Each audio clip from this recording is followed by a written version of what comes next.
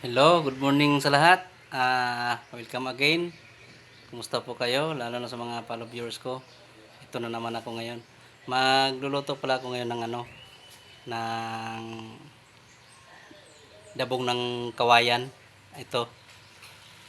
Ayan. Pinapalambot ko muna.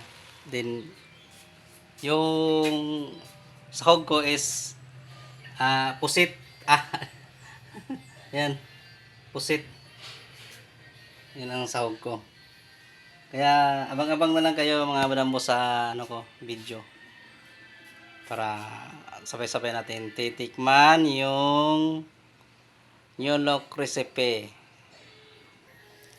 Bali, prituhin muna natin yung yung pusit.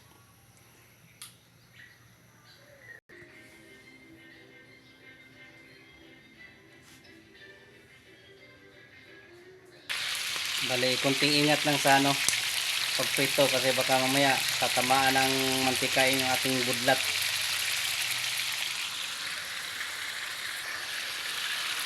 Bali, hindi ko na hinihiwa-hiwa yung pusit kasi para madali lang damputin. Kasi pag hiwain mo yun, hahanap-hanapin pa natin.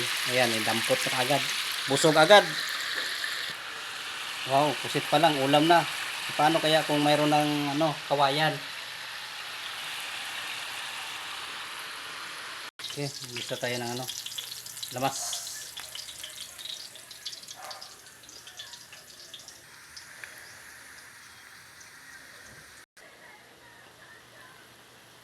Download natin yung pusit. Ayan.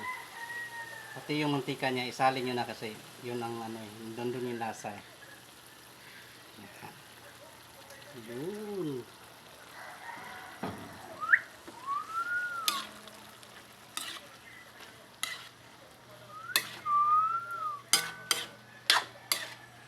Ito yung recipe today is labong ng kawayan with pusit. Wow!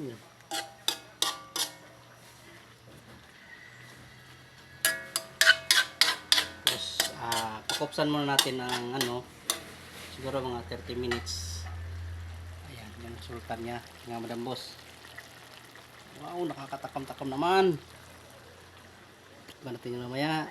Ito mga madambos, tikman natin kung anong resulta sa wow, para siyang para siyang pusit din.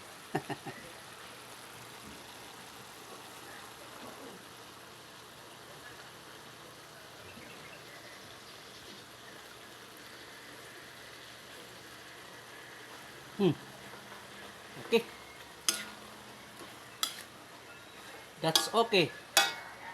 Pwede nyo gawin sa bahay nyo to mga madambos. Okay, ito na yung finish natin mga madambos. Ayan. Ayan. Dabong na kawayan with pusit. To, ang kulay niya pang pusit din kasi itim oh. Normal lang yung kulay sa ganyan ang pusit eh, maitim eh. Kagaya ko. Okay, thank you for watching mga madambos. Thank you pala sa mga baguhang kong follow viewers. Thank you very much. At sana madagdagan pa tayo. Sa hindi pa nakapag-follow dyan, pwede naman kayo mag-follow.